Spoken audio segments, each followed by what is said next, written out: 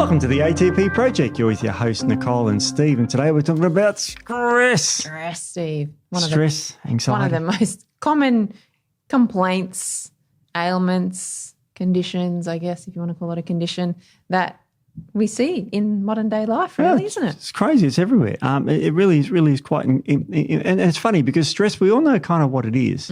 It's worrying about an exam, worrying about your mortgage, worrying about this, or physical stress you can go under, chemical stresses, all sorts of different stresses. But definitionally, what are we talking about? What actually is stress? What do we define it as? So stress is anything that creates an imbalance in your body. Yep.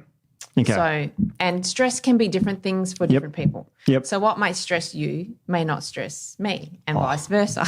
You know what I mean? We have so all true. different levels of resilience. We have different levels of imbalances or different, states of imbalance in our body. So someone might be really resilient to some sort of emotional stress, whereas somebody else may not cope with that well at all. So, Exactly. So it's whatever for you that creates an imbalance. And stress is, like my wife went to the dentist yesterday, completely stressed her out. I go to the dentist and think, when's this over? And also, how much is this going to cost me? But I don't worry about the stress of it. It's like it's a dentist. They're going to fix something that's going to walk out better than you're in. I don't know. I know there's people who stress about it, but I don't stress about it. Yet I stress about other things. Clothes shopping. I can't stand it. Yeah, that's true. You probably love it. No, I hate it. Oh, that's right. Yeah, you do. I hate it, yeah.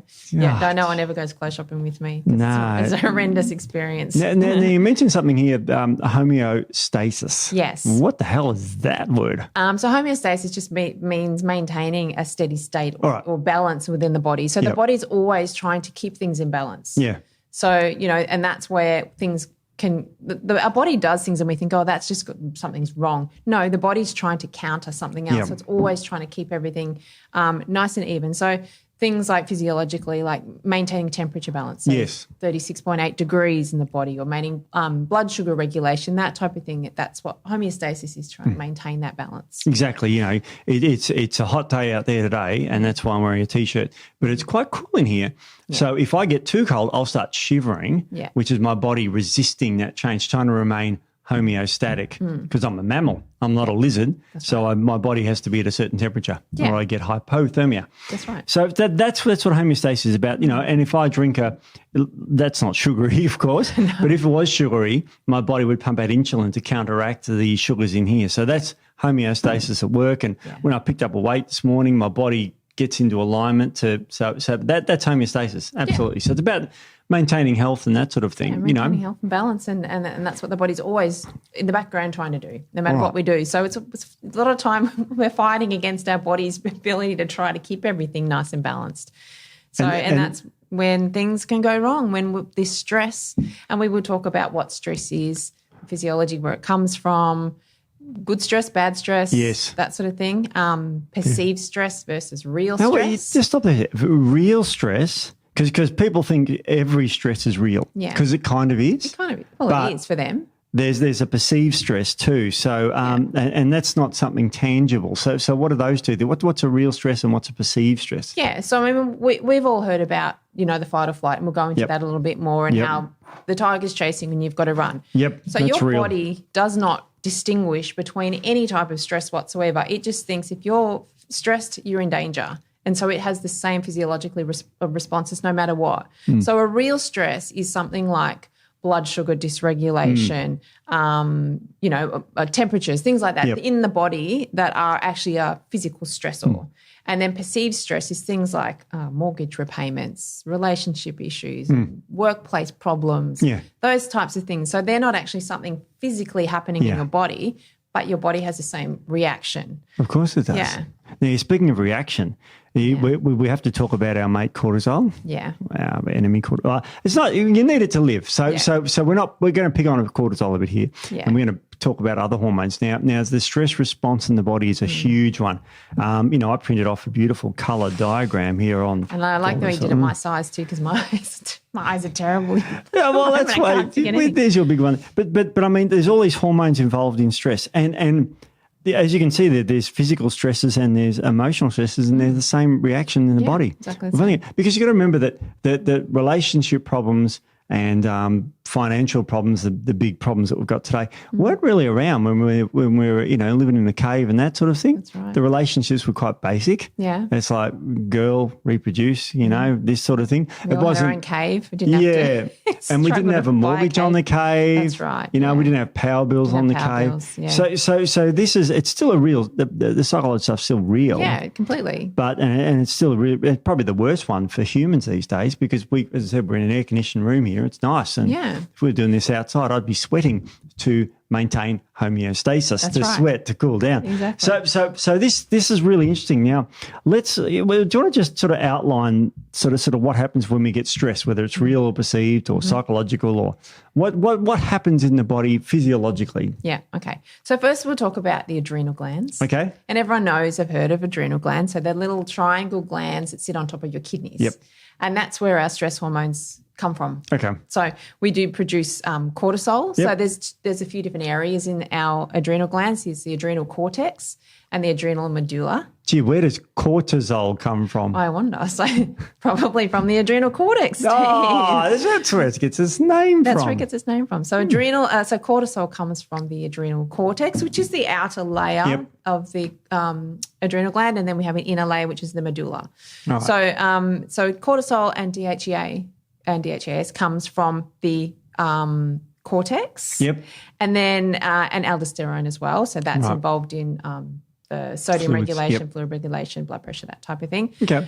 And then we have the medulla we produce our catecholamines. So adrenaline, noradrenaline? Yeah, noradrenaline. And they used to be, they call it epinephrine and norepinephrine, or adrenaline, noradrenaline. That's right. So they're produced in the medulla. So, so that's sort of that's where all the stuff happens. That's the action happens. Now, they don't act independently. They don't act independently. Surely something's got to do with our brain. It's got to go through our brain, doesn't it? Yes, it does. So all stress doesn't begin in the ovaries. Oh my goodness. Wow. So stress doesn't start in the adrenal glands. It actually starts in the brain. Yeah. So the brain is the master signaler. So it's what tells our body to turn on our stress response, release our stress hormones and things like that. So going back a million years, I turn around, I look, and there's a saber-toothed tiger bounding across the grass to come and get me. So my brain goes, that's a stress. Yeah. And then what happens? So then that switches things on. So everyone's heard of the HPA axis, hypothalamic pituitary adrenal axis. Yes, that's it. So it starts in the hypothalamus. Yes. So the hypothalamus sends out corticotrophin releasing hormone. Yep. From the periventricular nucleus of the hypothalamus. Yeah. So then that sends a signal to the pituitary gland. Yep. And then the pituitary gland releases something called adrenocorticotropic hormone. Yep. ACTH. ACTH. That sends a signal down to the adrenal glands. Yep. And then the adrenal glands release cortisol.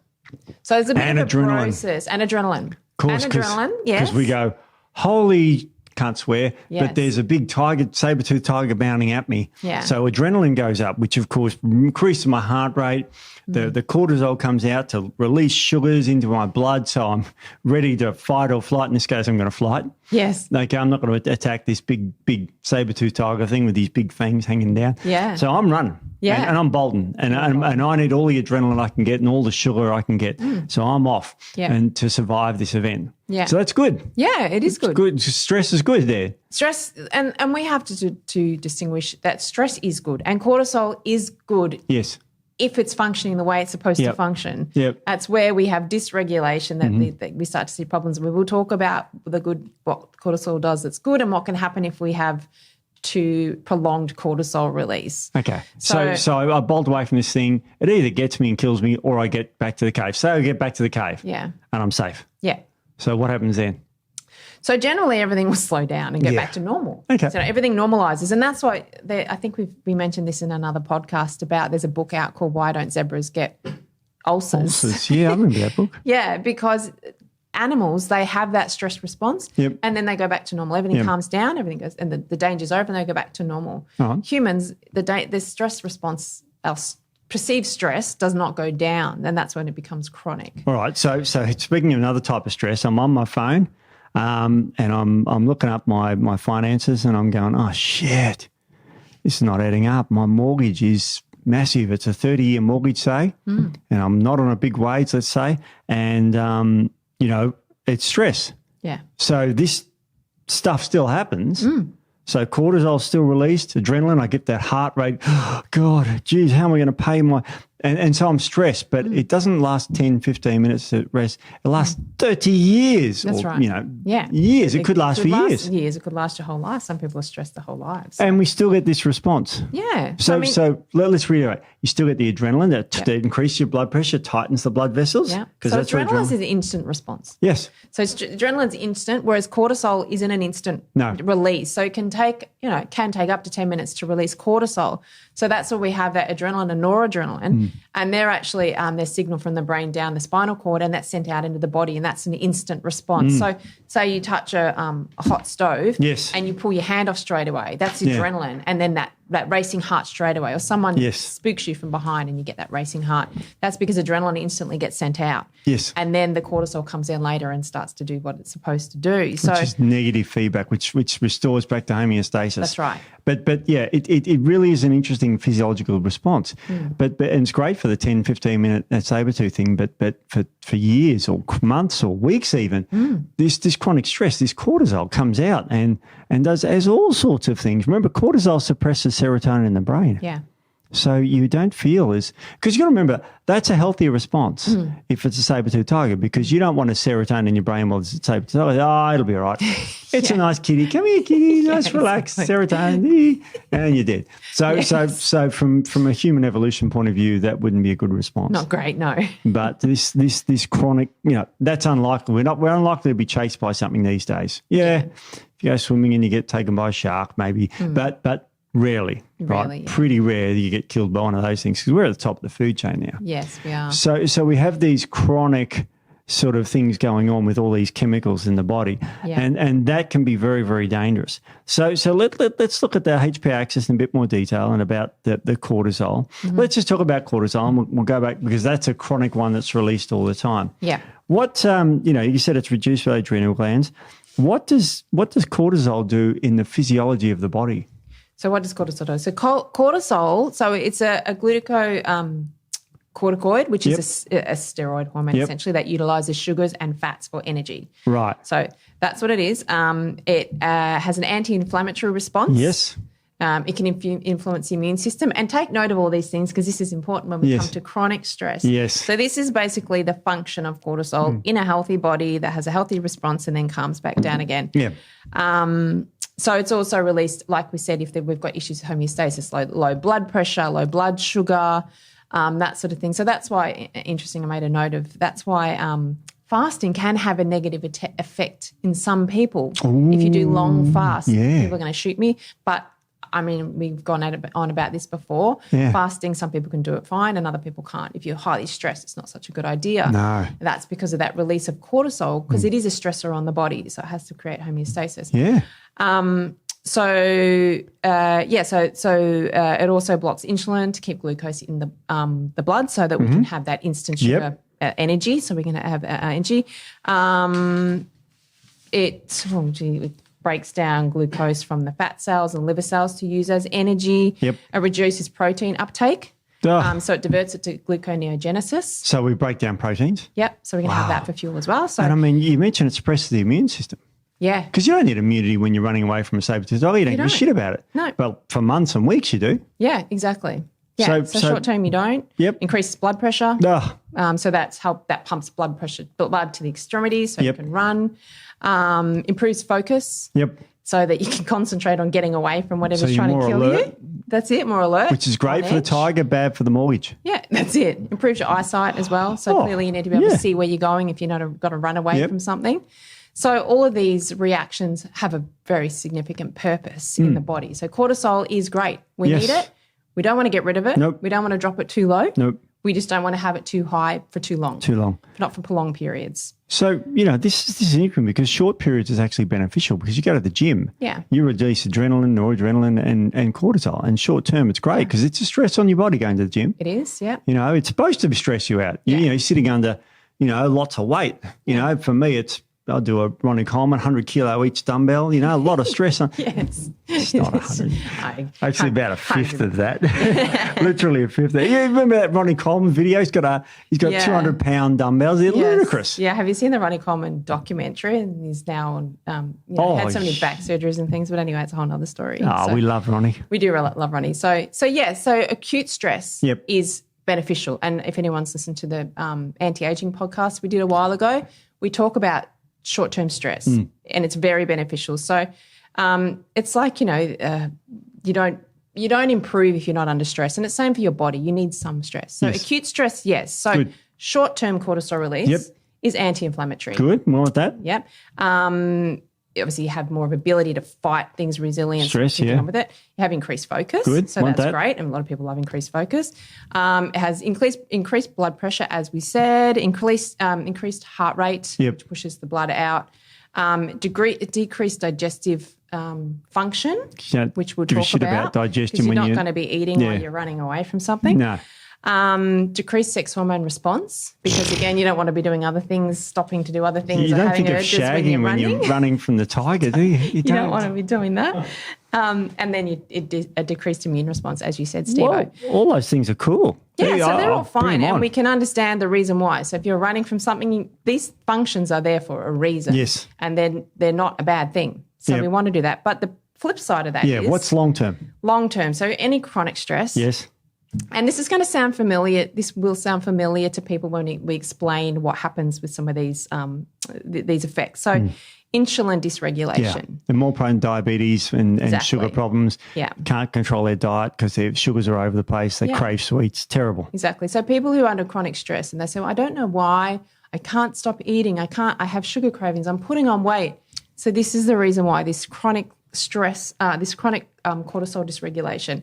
Blood sugar dysregulation. As I said, I haven't had lunch yet, so I'm like stumbling today because I'm just really maybe my stress levels is too low. I need a bit of a bit more sugar. Hey, I've got some. I won't say what that is, but it's a drink. Another one of your concoctions. It is, and it tastes great too. In the kitchen with the stuff in there. It is. So weight gain specifically around the middle, and that's that insulin.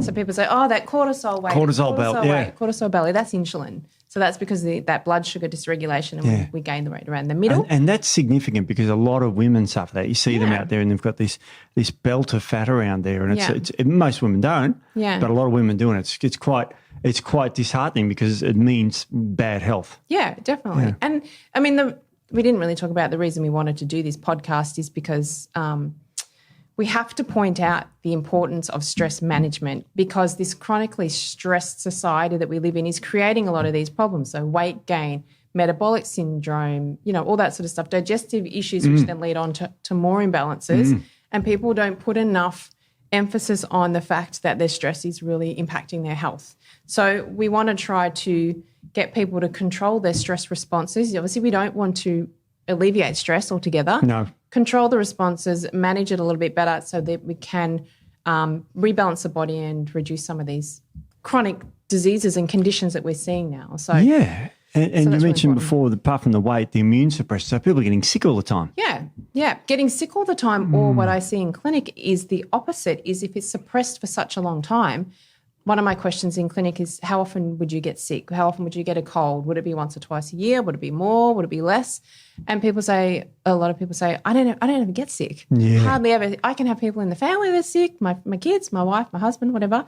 I never really get it. It's a bit of a worry, isn't it? That they are healthier. Yeah. And I said, that's actually a worry. Yes. Because it's indicating that possibly your immune system is actually suppressed because, as you guys have said previously in podcasts, it's not the bug that gives you the symptoms. No. It's your immune system's response to the bug. Exactly. Interleukin 2. Exactly. So if you're not responding to a bug and you think, oh, I'm not sick, but the bug could be in there doing its thing, and that's what they say, and this isn't obviously for everybody, but chronic stress and immune suppression, that's where people can develop cancers and things because there's no defense mechanisms going on in the body. No. So that's a really big one. Chronic fatigue. Oh, that's a shock. People have just got no energy for anything. Yeah. And you see this when you talk to people. It's like they've got all these symptoms. They're out of whack. They get fat around the middle, and they say, "Why don't you do exercise?" And they look at you like, "What? Yeah. How can I have any energy to exercise?" And it's the best thing for them. Yeah. But they and then they talk about, crazy things. I was at a social gathering, and there were two people there that were unemployed, didn't have a job for various reasons. One was married to someone and stay-at-home wife, but they said, well, who's got time for that? Because they were so. Who's got time to exercise when you're not working? Yeah. And there was two people saying the same thing, and I went, And this is where they sort of they fit this picture too. Actually. And we will talk about different types of exercises because you can actually do too much exercise and cause an issue as well. So you want to have the right balance. Spoke to Ronnie Coleman about this. I know.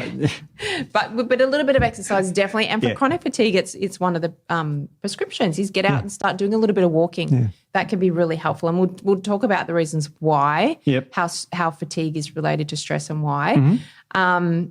But gastrointestinal issues, as I said. So we have two sides of our autonomic nervous system. We have our parasympathetic and our sympathetic. Mm-hmm. So our sympathetic is our fight or flight or freeze.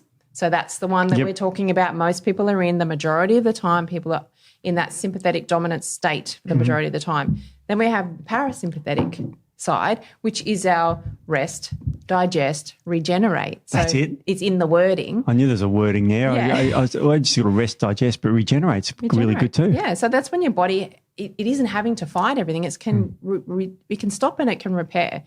And the amount of clients I see in clinic that have gut issues, and they have a lot of stress, and they won't connect the two. And we've talked about in other podcasts how if you're not in a relaxed state when you eat, you're more inclined to have bloating and all that sort of thing, and then leading into other conditions because you are in that sympathetic state. So your body is shutting down the acid and enzyme production because it's diverting things to elsewhere to run. Mm-hmm. So that chronic stress can really impact the gut, which then leads on to, as we said, many other conditions if the gut's imbalanced for long enough. So that's a really big one. Cardiovascular concerns is another one. Yeah. So it really puts a lot of pressure on the heart if you're in that chronically stressed state. Here's the other big one what do we see all the time, Steve-O? Oh, there it is. I can see it. Sex hormone imbalances. All the time. So infertility issues, irregular periods for women, low testosterone for men, low libido for men and women. And that's because the same thing. The body is doing what it's supposed to do in a stress response, but in a chronic state, this all becomes very dysregulated, and then we have all these problems. You got to remember that cortisol and testosterone, estrogen and progesterone are all made from the same chemical. Yes. Which is cholesterol. Yes. So you're going to be making loads of cortisol. You're not going to be making loads of testosterone, unfortunately. Yeah. So, it's quite common that this is the case, and people put it down and think there's something wrong with them, and there is. It's chronic stress. Yeah. And stress is a huge one. It's a huge one, and people don't, like I said, they don't put enough value on it. And it can be frustrating because you're trying to get across to clients and other, whoever you're talking to. Stress is a big part of this. Stress is a major driver, but because people are so chronically stressed, it's become their norm. Yep. And a lot of them say, "No, I'm not really stressed." Okay, so do you have time to sit down for 10 minutes and do some deep breathing? I haven't really had a chance to do that. I've got so much on at work, and then I've got the kids when I get home, and then I've got to get up in the morning, and then I've got to get going. I haven't got time to do this. I said, okay, so, but you're not stressed. You don't feel stressed because it becomes second nature to them. But this is driving a lot of their conditions, and a lot of their conditions will not improve until they work on the stress. Absolutely. I mean, and case in point of two people I met, they just can't do anything. They can't fathom doing exercise because it's beyond their realm. It's too much for them, and it's the best thing for them. Yeah. And it's like and of course it's easier to stay in your comfort zone, but nothing good grows there. No. That saying. It's like you're in this little bubble and life's in a rut is what they are because they're very stressed and that sort of thing. And it's a terrible situation to be in. And it's like, well, you can get up and do a bit of exercise. You can do all these sorts of things. Yeah. But I want to hit you up. I was on the interwebs, like I was looking up my favourite websites, Twitter Face is my partner Twitter says. Face and face plant and all those other I don't know what that. I don't know. He doesn't. But I see adrenal fatigue everywhere. Yeah. It's like, okay, adrenal fatigue. I've got adrenal fatigue. Everybody's got adrenal fatigue. Everyone's got the hell's this? fatigue. What's with adrenal fatigue? Okay, so adrenal fatigue, there's always been a lot of contention around between the orthodox medical, sort of fraternity and naturopaths and adrenal fatigue. So Adrenal fatigue really isn't a thing. The Not adrenals really. don't fatigue. They don't go, you know what, I've been stressed for so long. I'm just not, don't have the capacity anymore. Yeah. There's no cortisol left. I'm done. Like I'm shutting down. Doesn't really happen. It doesn't happen because if that person was sitting there who can't exercise and I pulled a knife out and chased them, they would run. Yes, exactly. They would run, Yes. wouldn't they? They'd run. Yeah. They'd run. So it's like if your adrenals were screwed, you'd sit there and go, Yeah. stab me. Yeah. But no one does that. Yeah. Well, we Everyone's- should premise. Sorry, I cut you off there, Steve. That's all There right. is only two times when that would happen. Oh, okay. Addison's disease. Addison's disease. that's Cushing's it. disease. And Cushing's, So yeah. Addison is your inability to produce cortisol, and then Cushing's is too much production, and that's a whole other thing. So that's not what we're talking about. They get the Bert Newton face. Oh, They do, and that's an old reference. So, yeah, Moon the face? Dowitcher's hump. Yeah. The moon face. Everyone know moon face, or is he? Maybe only people our age, Steve. You mean my Possibly. age? You're only 28. That's right. So, that's right. so I know he's no longer with us, but that's no. another one that's gone. It's like you're getting old when all the people you grew up watching on TV I went on the are dying. Bert Newton show in 04. That was 20 years. You know He's a what? Why legend. does that not even surprise me, Steve? I was talking about health too, so that was Were good. you? Oh, you weren't doing an act. Who would know? But it was quite funny accolades. because, you know, we talked about some things off camera about hair, and he goes, "Oh, look, I'm as bald as a thing," and and I didn't know that. He had the wig for a long I time. know, I didn't know that at that point. He was bald as and he looked so good. I know, it sounds like Handsome, Andre man. Agassi with his wig. Oh, Remember that? yeah, I remember Andre And then he Agassi. came out with and that's why he wore the headband. Yeah. He used to be, and he did a documentary on it or a book, I can't remember. And he said he was always scared that the wig was going to fall off during a game. It's just And like, just embrace the embrace the bald. baldness. Yeah. It's just crazy. Yeah. Or listen to our podcast on how to help your hair. Even essential oils help. That's right. Hemp oil. That's right. We haven't talked about how that little project went, Steve. We need to follow up on that. I forgot to mention it in the meeting. But the hair. Yeah, that's the hair right. thing. So this adrenal fatigue. Yeah. So it's not really a thing. Nah. So the name should be, and this is what we say now, we don't say adrenal fatigue, is HPA axis dysregulation generally, because it's just a dysregulation in this whole cycle. So, you know, there's the brain to the adrenals, as we talked about, it's a negative feedback loop. So it'll go on for a bit. And then if it's continual, it's chronic, then there is no time for the adrenals to stop and reset because they're continually getting, prompted to pump out these hormones. So eventually the brain will shut off that messenger. And then the adrenals obviously aren't going to produce the cortisol because they don't have the messenger. Yeah. And the brain's doing that because it's just too much. Yeah. So it then becomes either could be a dysfunction in the HPA, like the pituitary hypothalamus area, or it could be a glandular issue. But it's never a inability, unless you have Addison's, to produce cortisol. Yeah, exactly. So it just comes along because of chronic stress. Yeah, you get the Homer Simpson syndrome. It's like, and he works in Sector 7G and he's stressed all day because he's got no money and he's just all worn out from the kids being brats, Bart being a brat. And, it's like, And he says the saying that I hate that everyone says about this, it is what it is. It's like, no, you can change it. And it's like, and then they're in this rut and they mope around.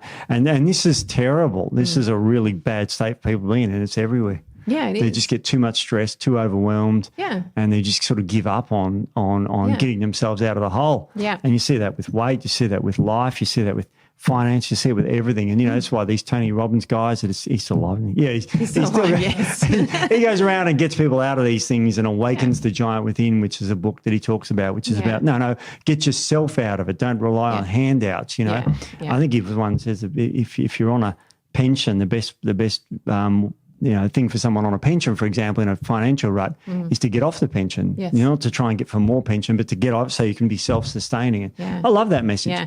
There's an analogy I love. I heard it ages ago, and I love this. I love it. And this pertains to stress for a lot of people too, because we got what we didn't talk about. We are going to talk about some solutions. So hang in there. It's not all doom and gloom. If you are suffering chronic stress, there are some things you can do. It is for a little bit more, but there's an analogy.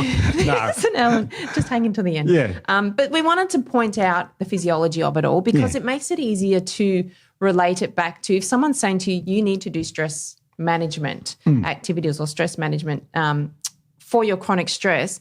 If they go, I understand why my digestive system's terrible and I've now moved on to this condition, or why I'm so fatigued I've now moving into chronic fatigue syndrome and different things, if they can understand why that's happening, they're more likely to go, okay, I understand the importance of managing my stress more. So the analogy I had is there was an old man sitting on the porch in America, I imagine in America, and he had his dog out sitting beside him. And there was someone chatting to him, and every time the dog moved, it would groan.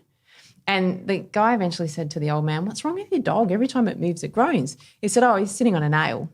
And he said, well, why doesn't he get up and move? And he said, because the pain's not enough to make him move yet. It's not intense enough. Yeah. And that's why I kind of connect that to stress, is people are stressed and they have starting to have all these imbalances, but it's not enough for them to go, you know what, I need to reevaluate my life. I need to reevaluate my work-life balance. I need to drop some stuff off so I can improve my health. They're not there yet. So the pain's there, but it's just not enough for them to do anything about it. And it's too chronic. Yeah. The dog's been long on a nail for years in some cases. Yeah. And they just don't have that up and go. And people look in and go, but you're sitting on a nail. Yeah. And all you got to do is get up and move. Yeah. That's all you got to do. Yeah. But it's very hard for people to do that. So we're going to give you some strategies to implement to start to work your way into moving into that more, do something about it. Well, I know I was saying that sort of relates to this. You and I love it.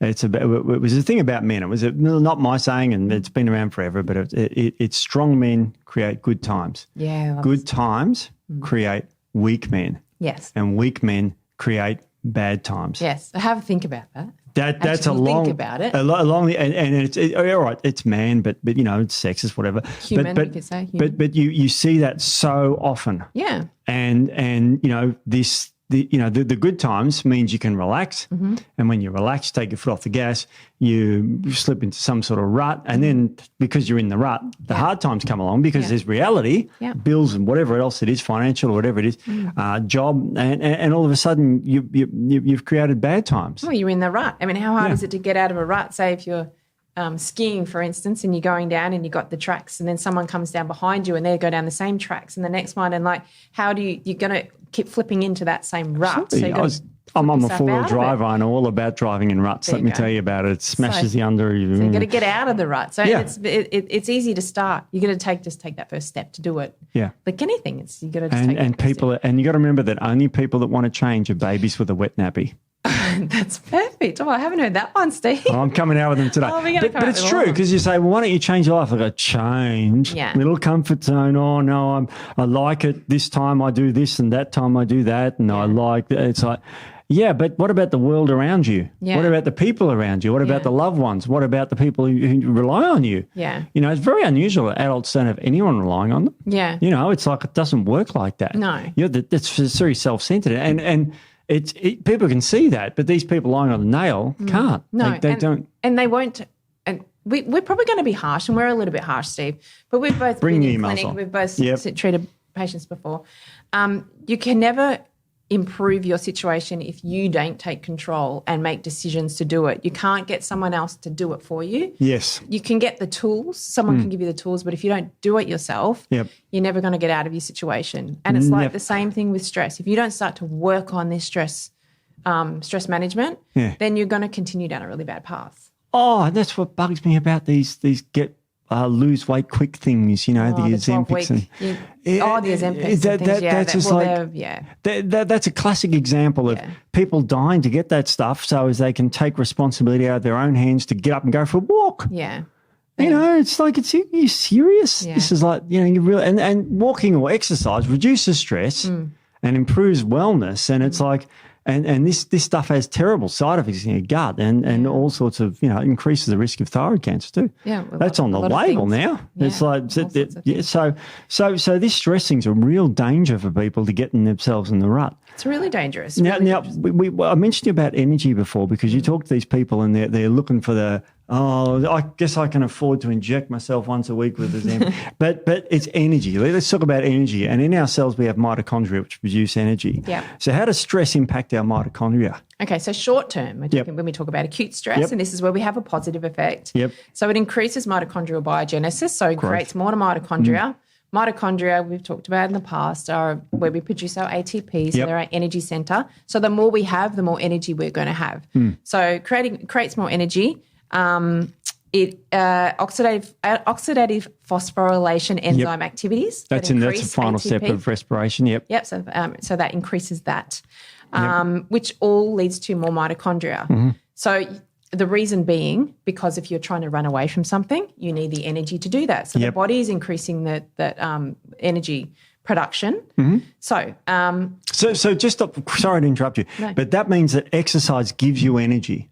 Yeah, so that's how, and we talked about this in the anti-aging podcast too, is to why when you start exercising, I'm quite puffed. But you do the same thing a few days in a row and then you're less puffed doing the same thing. And that's because you're making mitochondria. Yes. So you're making more little batteries, I call them, and that helps to give you more energy. So that's how exercise increases your energy because you're making more mitochondria. Yeah, so when people say to me they haven't got the energy to exercise, I look at them going, well, you really need to exercise. You can make it. You can make your own. This way. Yeah. And then it's too difficult to understand because people think of energy as something that's spent. Yes. And these are people who usually got excess body fat, so they've got plenty of stored energy. That's plenty of energy. Yeah. Obese people have loads of and that's what fat is. It's just stored energy. Stored energy. You've just taken in too much, more than what you've expended for a lot of. Let's go the bad one, the chronic stress. What does that do? So long-term stress or chronic stress.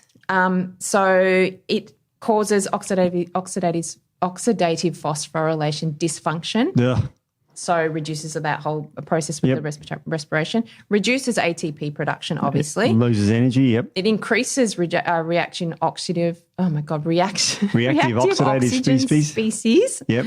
I really need lunch, which creates oxidative stress in the body. Yep. So that's also a negative.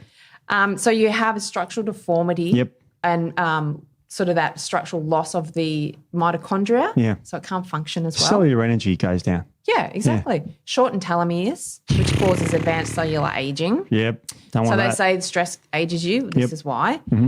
Reduced steroid hormone production and reduced bile acid synthesis, which is also quite bad. So we need bile for cholesterol to move it around the body. We need it to get it out of the body. We need it for gut health. We need it for so many different things, for bile, thyroid, everything. A thyroid. Now, you mentioned thyroid because everyone thinks thyroid's about metabolism. It does. What does chronic stress do to the thyroid? So it can definitely significantly impact us. So when they say, okay, so I'm putting on weight, it must be my thyroid. My thyroid's out of whack. So it's not the thyroid's fault. No. The thyroid is responding. The thyroid is basically a responder organ. It responds to what's going on in the environment. So whether it's toxins coming in, whether it's stress from too much energy, too much food, things like that will also impact, or too little food. Yep. So it's just basically adjusting to what's going on. Chronic stress can actually suppress that convert. So everybody knows T4, T3. So T4 is more the inactive thyroid hormone. It converts to T3, which is the active form. Good. So this basically stops that conversion, blocks that conversion, and it diverts it down the reverse T3 pathway. Oh, reverse T3. That's like a handbrake for your thyroid. It's a handbrake, yeah. So it's not like it used. People used to say, and as we go along, we learn new things, that it's not the same shape receptor. It just fits in backwards in the T3 sort of site. It doesn't. It's completely different. Completely different, yeah. But it's shunting it down that way because it doesn't know what the stress is, doesn't need to conserve energy, doesn't want to be burning a lot of fat. So it's slowing everything down. So that's how your thyroid can slow. Yeah. And then if your thyroid slows, then that can have metabolic consequences, negative metabolic consequences. So you can put on weight. You can start to have other dysfunction as well. Depression.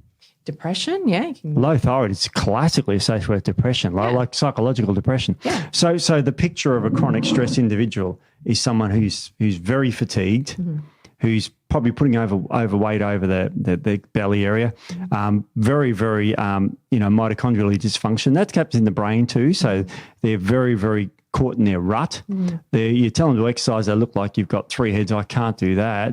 They're stuck in this rut of poor health, mental, physical, thyroid, hormonal health. Yeah. And it's a rut that they really can't get out of. It's really quite staggering, isn't it? You know, so it's a desperate situation with low thyroid. So they'll put on weight. So these are the sort of people who'll say, "Oh, I need this, and I stack on the weight. Quick, give me a Ozempic or something." And it's like, these are the people that are desperate for that sort of stuff. Sugar's all over the place. Yeah, can't control their diet because their sugar's in. They're too tired to say prep meals for a week or something, or cook up some healthy foods. It's like, quick, ring Uber Eats or bring home some hamburgers. I can't be bothered cooking tonight, Yeah. So it's not, and that's what everyone goes, comes to me and says, I'm just putting on weight. It must be my thyroid. Yeah. Yes, but that's not the reason. Yeah. You're not putting on weight. The weight is not because of the thyroid. No. So the stress is creating the weight issue. The stress is creating a thyroid issue, and then that's worsening the weight issue. So people never go to get their thyroid checked if they're feeling great and not putting on weight. They're quite lean. They're healthy. They're metabolically healthy.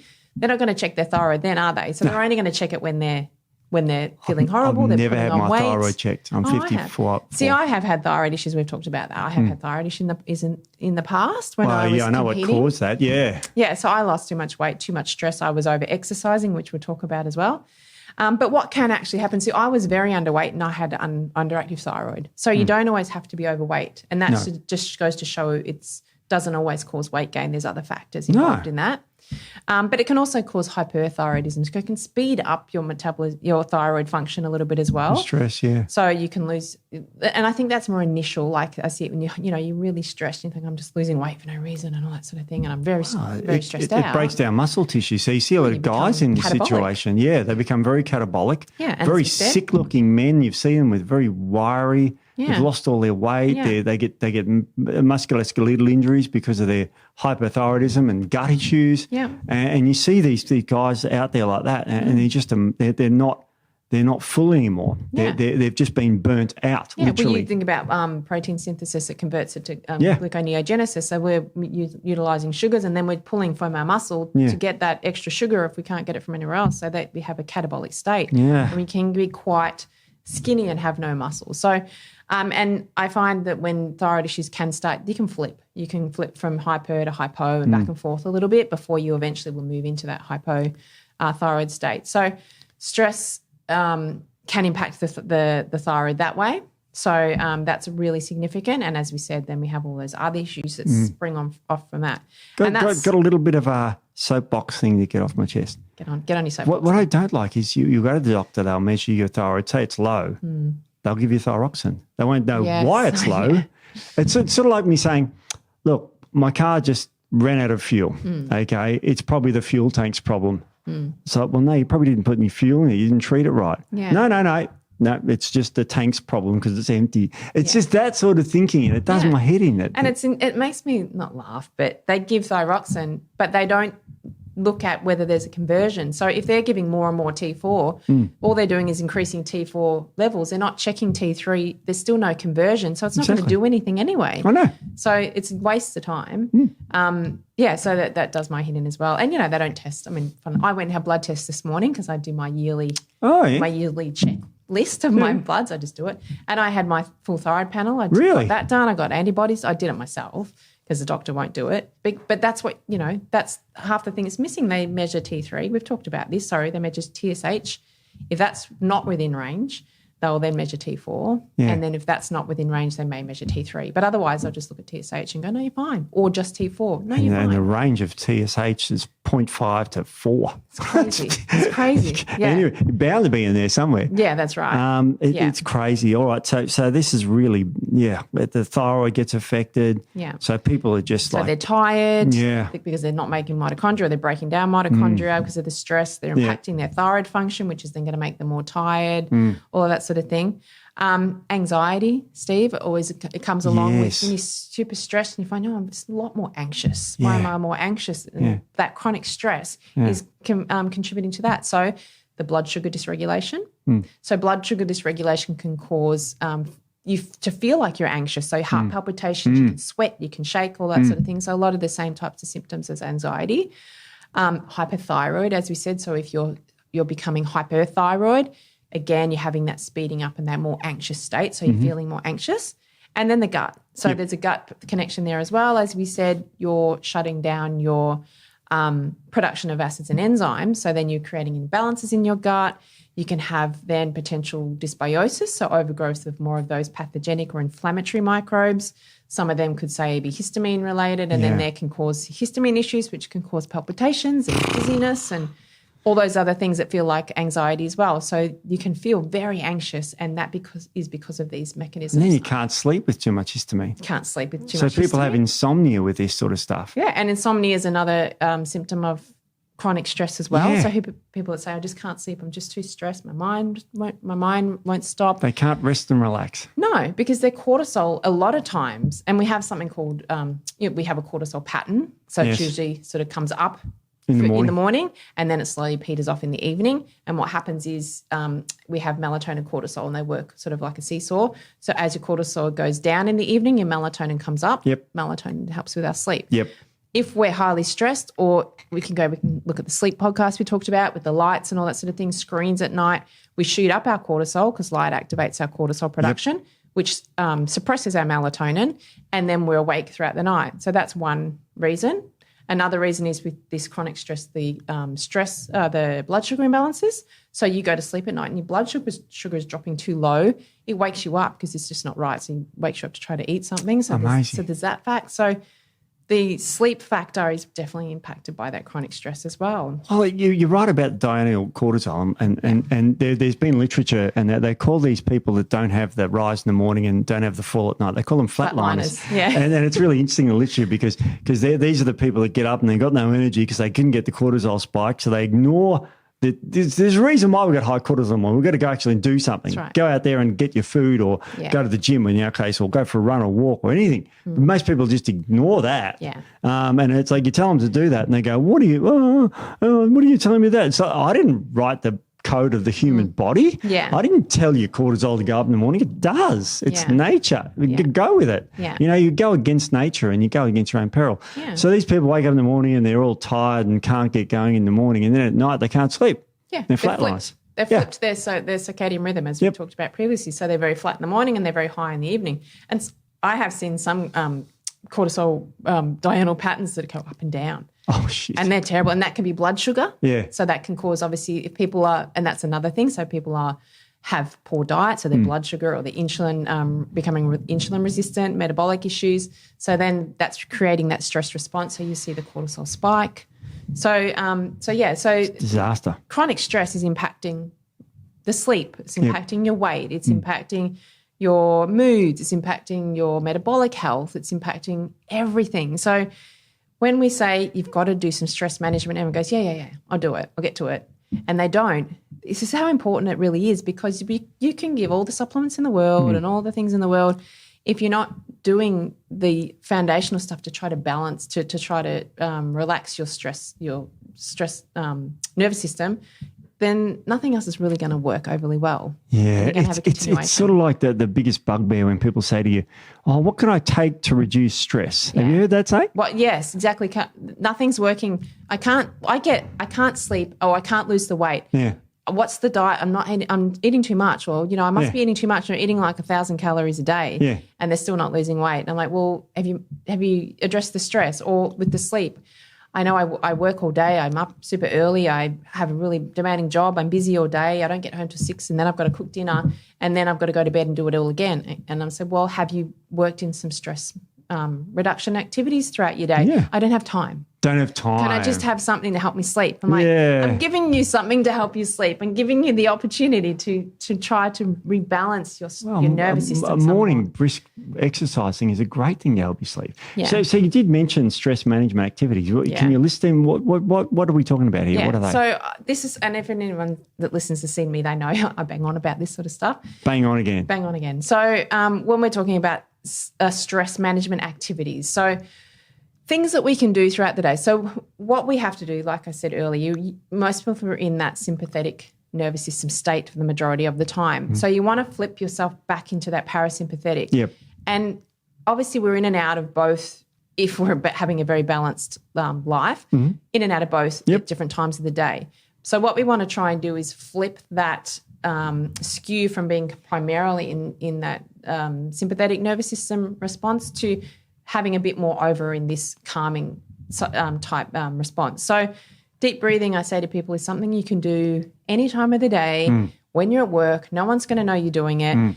And 30 seconds of, say, box breathing, you can look it up on YouTube, can reset that parasympathetic. Even if you're only in it for 10 minutes, it's 10 minutes more than you were yesterday. Yes. So you can do that a couple of times a day, and anyone can do that, no excuses. Yeah. So that's something you can do, super easy. But any type of activity that's going to help calm your nervous system. Mm-hmm. So people talk about meditation and all that sort of stuff, and I say to people, a lot of people can't meditate, and I understand that. Unless you've been doing it for a long time, it can be quite challenging. Mm. But meditation is basically anything that puts you in the moment. So all that mental chatter is sort of shut down because you're enjoying what you're doing. Yeah. You're not noticing the time. You're not noticing anything else. You're just in the moment. That's meditation. So if you can't meditate, then if you have a hobby that maybe you can do on a weekend. So if you love, I don't know, fishing, or if you love going to the beach, or if you love window shopping for some people because that's their meditation, do it. Like that can be as easy as that. A hobby, you could go sit outside for 5 minutes in the sun, get some fresh air, maybe take your shoes off and put them in the grass if you're in an area where you can do that. That's really important, yeah. Grounding, people poo-hoo grounding, but there's actually there's evidence for it. Yeah. So you don't have to spend, an hour a day on stress management. You can start with 5-minute increments of things throughout the day, and that's all going to contribute to helping to sort of set that autonomic nervous system balance a little bit. So that's really important. Sleep hygiene, we've talked about that in the past. Super important. Again, we can give you all the pills in the world, but if you're not sort of doing anything else around sleep to help with improve your sleep, so if you're on your screens, or if you're working till late at night, or, you've got a scary movie on that's making you jump till 12 o'clock at night, or you're sitting up for as long as you can and going, it's 1 o'clock in the morning, I'll try and get to sleep. It's not going to help. No. So you have to be vigilant. So, and you have to, again, take that responsibility and go, okay, so I have to have some sort of discipline around this. So set a bedtime and then stick with that bedtime and get used to having that bedtime every night. Yep, you've hit the nail on the head. Control your own frigging life, adults. Yeah. Don't let just to watch the movie till late so I couldn't get up in the morning and go for my morning walk or swim. I was up late. Why? What were you doing? It was so important at 11 o'clock at night. Yeah. Just watching YouTube. Well, it's like great, but not 11 at night. Yeah. Go to bed an hour early. Get up an hour earlier. Yeah. Exactly. Then you got time. Yeah. Because people say I haven't got time. It's like, well, make time. Everyone's got 24 hours. Exactly. And we've always said that. Everyone's got 24 hours in the day. It's just how you manage that time and how much you actually want to be productive and healthy. So to be, everyone talks about the fluffy, you just do this and you'll be fine, and it's easy to be healthy. It's really, it's work. It's not hard. No. But it's consistency and it's being dedicated to it. So if you want to improve your health, you need to put the work in. If you don't want to improve your health, then keep doing what you're doing. But if you want to improve your health but you're not prepared to change some lifestyle habits, you won't improve your health. So you can't kind of have it both ways. And once you get into the habit, and it is about little increments, so start small. And then once you've got that into a routine and you feel comfortable with it, you don't think about it, then add something else and then build on it. So this is like a progressive thing over, 6 to 12 months. So if you start at the start of the year, so that's really important, and all the sleep hygiene things we've talked about in the past. Yeah. And then exercise, as we said.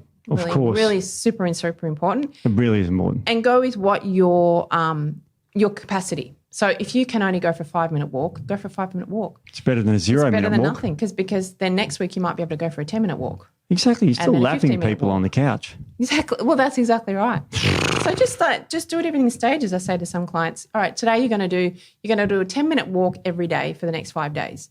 And then next week you're going to do a 15-minute walk every day, and the week after a 20-minute walk every day. And within a month you're doing a half-hour walk. So, and it's not like from nothing to there. So that can be really helpful. And then on the other end of the coin, people who are super stressed, I find a lot that over-exercise, and they go, this is the only way I can calm down. So I exercise. And the only reason they do that they think it's calming them down is because they're going so fast throughout the day. Yeah. They're like this. So when they exercise, they don't notice it and it feels comfortable. Yes. But so you have to back it off, and that people hate hearing. You've got to back your exercise off until you get your stress management under control, because otherwise you're doing more damage. Yeah. And some people, particularly women, that say, I'm exercising, I'm doing so much exercise and I'm putting on weight, so I'm doing more exercise. I'm like, no, you got to pull it all the way back and do very minimal exercise until you get stress under control. Got to get your stress under control. Yeah. Exactly. I mean, it's not like, to me that's common sense, but it's not really, is it? We've got so used to this fast-paced society in the modern world, and we've got to do. Yeah. And the other thing is delegate, which I guess a lot of people don't do, and I guess they find it really hard, is delegate where you can. Like if you're doing everything for everyone, delegate. I mean, other people can do stuff. Even in your work, and some people say, I have a demanding job, there's nothing I can do about it. Well, one, talk to your employer if you have an employer. I mean, some people own their own business and it's a bit more hard to control. Oh, I remember those days. Oh, I know those types of issues. Yeah, I used to have those issues. But talk to your employer and say, I need to offload some of this work, because work-life balance is super important. Everyone's all over it these days anyway, employers, because they know that they get more productivity. So have a chat to someone in your workplace if you can do that. So little things, and you don't know unless you don't ask. So, but if you're not prepared to change these things, then you have to make the choice. Do you want to keep going with the long hours, the demanding job, the high stress at the expense of your health? And if you do, then fine, but you can't have both. You've got to have a little bit of give so you can balance it out a little bit. So that's super important to look at priorities and what's most important to you and how you can work around, because you can always work around it.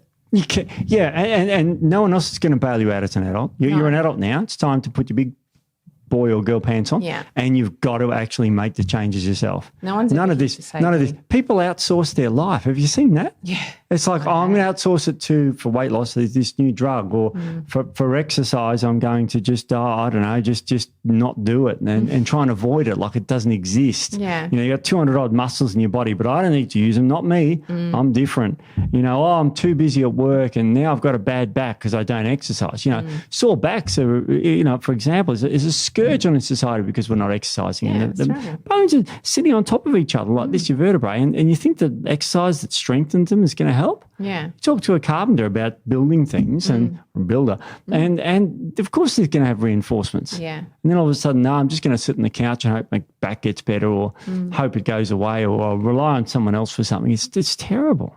So you got to take responsibility for your own health, and you do have to make some changes. So lifestyle habits definitely very, very important. Huge. But if you're starting to work on your lifestyle habits and you're getting all that a little bit sorted. What have we got? What have we got? So we've got so much in natural medicine that we can give to help with all of these things, to help to support the adrenal, support the nervous system, help to repair and regenerate, things like that. So we have plenty of really cool herbs. Can I ask you about a few of those herbs? Yeah. What about skullcap, Scutellaria basilensis? Yeah, so basilensis is the key there. It is, because in my day it was lactophoria, which is one that just sedates you. Yeah. But basilensis, I mean, it's basilensis a Chinese one. is different. Like, a lot of people don't use it. So a lot of people, if they're in the herbal world, know it for it's anti-allergenic. It helps with allergies and things like that. But it also has some really, really cool actions in the brain, GABAergic actions, that sort of thing, and for sleep. So did we bring that study in by any chance, Steve? Oh, no, there was a beautiful study in 2011, Journal of something, I can't remember. I should know that. We forgot to bring it in. But it has a beautiful... We can get it for everybody. Yeah, we can get it for everybody. It's actually got, it's got a biphasic effect in the brain. So what it means is increases slow wave sleep when you sleep, which is the deep sleep, and decreases it if there's daylight hours. Yeah. So if you give it to someone during the day, it'll kind of pep them up. You give it to someone in the evening, it'll put them to sleep. Yeah. It's the classic adaptogen. It modulates and how and it was scientifically shown to do this as a biphasic effect, which is remarkable, because any other sleeping thing like a benzodiazepine for your sleep, like if I give you Zolpidem right now, you'd be tired in about half an hour, very tired, probably sleepy. Yeah. And yet if I gave you Scutellaria basilensis, you'd be more awake. Yeah.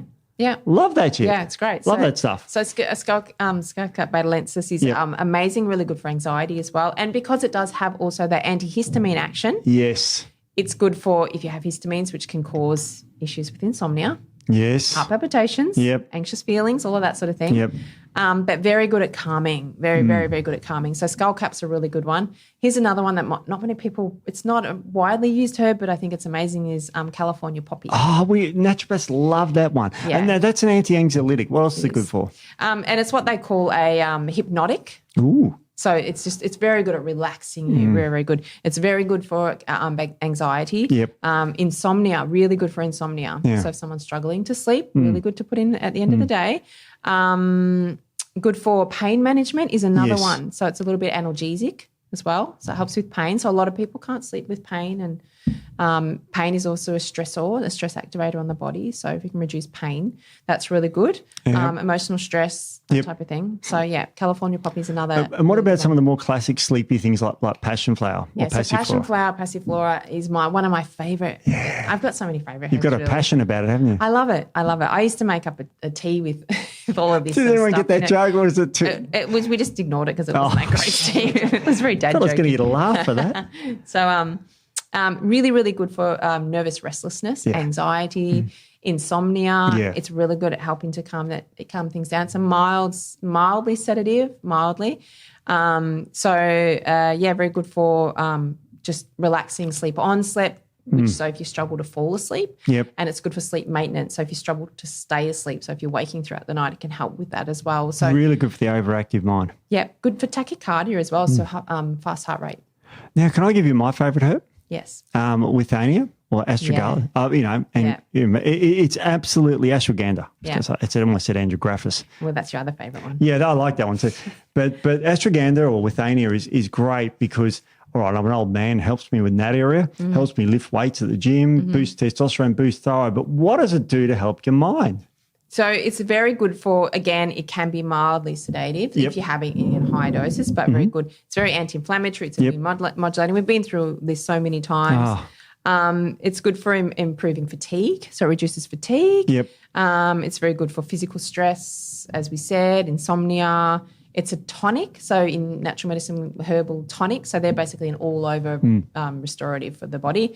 It's good for low iron as well. Because the most research form, the KSM 66, is the one you got to look out for. Yeah, that's one. That's the one that's been researched. And this is one of those herbs you can take in the morning and the night. Yeah, adaptogen. So as we said, they work in both ends, and they work on whatever's happening at the time. So Withania, we all know, is great. Here's another one that people may not. What is it? Ziziphus. Ziziphus. I can barely say that. Yeah, Ziziphus. So this is a really good one for sleep issues. Yes.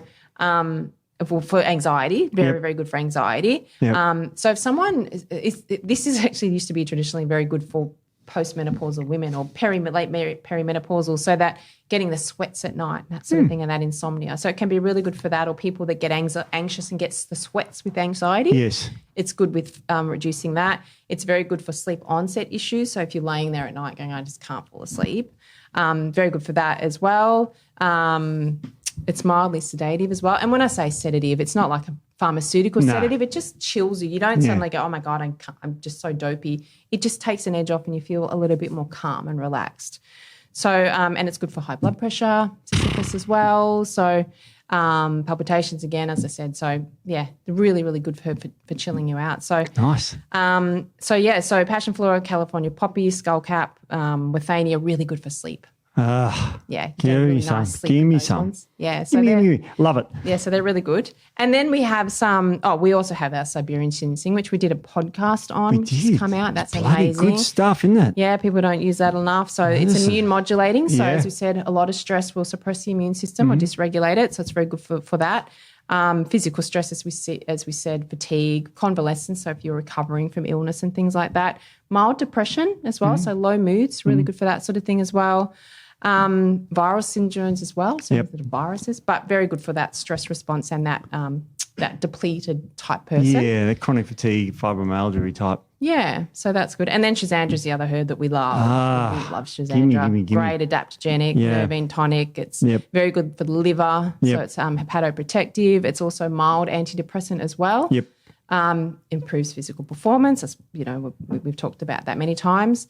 And it's very good for the effects of overall stress in the body as well. So they're really good ones. So nutrients, vitamin C and the B vitamins, really good as well? Really good. Always look at those when we're looking at the stress, depletion, that sort of thing. Vitamin C, it's one of the organs that has the most vitamin C. The adrenal glands? Adrenal glands, sorry. Yeah. So really important to replace your vitamin C. So you can deplete that very quickly when you're under a lot of stress. The B vitamins, they have to be activated B vitamins. Yeah, so activated is better. So there's different forms of bees. So the activated form. So there's methylated. We've talked about MTHFR and people can't methylate. And then there's activated. So it's a little bit different. But it just means that your body can utilize them without having to go through extra processes. Yes. So if people do have MTHFR polymorphisms or any issues, it's a better form to take because you will still be able to get that in and absorb that. So, but B is really, really important. And the B complex, so you want the full spectrum because you get the best benefit. They work synergistically. So, but they're very good for nervous system function. So they help to calm the nervous system. They help to give you energy. They're very good for adrenal function, all that sort of thing. So you want the full spectrum of Bs as well. I'm going to ask you a weird one. There's this stuff in green tea called L-theanine. Yeah, L-theanine. What do you know about that? So L-theanine is also amazing for stress response. Yeah. So calming the nervous system, calming an overactive mind. So what I love about L-theanine is it's calming, but it helps you focus at the same time. So it's not sedating, but it just helps to level everything out and get you more focused. So you know when you drink a cup of coffee and you can get the jitters and the shakes because it's spiking it's a stress response that spikes your blood sugar. So you're getting some of those symptoms some people can get from coffee. Green tea, it has got caffeine in it, but you don't get the same response because the L-theanine actually blunts cortisol. So it helps to reduce high cortisol levels. So having some green tea can be really good. So getting that L-theanine in there, very good for helping that to combat that which is rich in green tea as well. I find it remarkable. I mean, it's all these herbs that are provided by nature and bees and vitamin C's and all this sort of stuff. And take them after you do your hygiene stuff, your exercise, your good diets, your good lifestyle things, the breathing exercise you talk about. These can be added on beautifully. Definitely. So, do all the lifestyle stuff. And we always say that diet, exercise, everything first. And then, you can take your bees in the morning and, say your Siberians and those sort of things in the morning because they help to give you energy, but they keep you calm. And then take these really nice calming herbs before you go to bed. So your passion flowers, California poppies, Sisyphus, things like that, and help calm you at the end of the day. So you're kind of bookending yourself. Yeah. You're sort of giving yourself some nice energy so you can get out there and do things, but in maintaining that sort of good stress response throughout the day. And then at night, you're sort of turning everything down and chilling out with these herbs can be really good. I reckon that's superb advice because, I like the priorities there because, look, we're a supplement company. We want to sell you supplements. Screw your lifestyle thing. But as far as the reality goes, we're naturopaths. Yeah. So you've got to do your lifestyle stuff first. Got to. Don't go for the quick fixes. Yeah. Get out of the rut you're in. Yeah. If you're not happy, improve yourself. No one's going to pull you out of it. It's got to be yourself. Yeah. And if you can't, listen to there's plenty of podcasts to help self-help.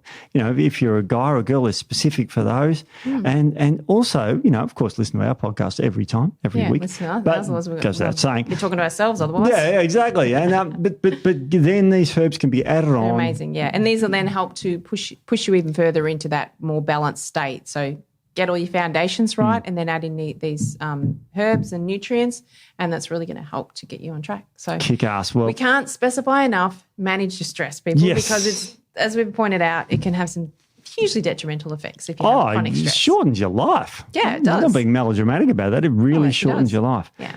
Well, look, that's about all we've got time for. Yeah. So we'll see you next week, and hopefully it won't be so stressful, the topic next week. Yeah, but hopefully be nice and stressed. Stressed. Calm down, not stressed out. All right, well, we'll see you Chilled out. We'll see you next week, chilled people, and yourself. See ya. See ya.